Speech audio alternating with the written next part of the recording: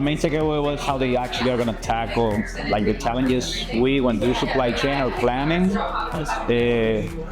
for the forecast, all the unexpected events that happen that slow us down as a business, and excited because it's going to make easier, like to a certain degree, how we watch the future, sales, and just supply chain in a general matter without having to go back each day. My main takeaway was the importance of planning and sustainability.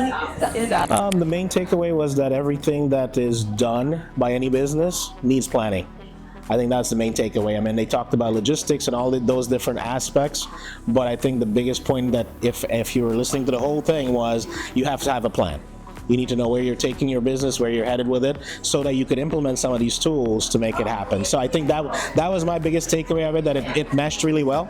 You had 3 speakers that were diverse in what they were, in the areas they were in, but they all were pretty much aligned on the same thing, that without a plan, it doesn't work. So I think that was the biggest takeaway. So the biggest takeaway of the event is it's always good to connect with their supply chain professionals to see what's the trends, what's the, what's the main technologies that have been used, what's the best practices. So it's really good to be in touch, especially in the virtual environment we work with, because supply chain, this is an integral part of any business, especially retail and then e-commerce business.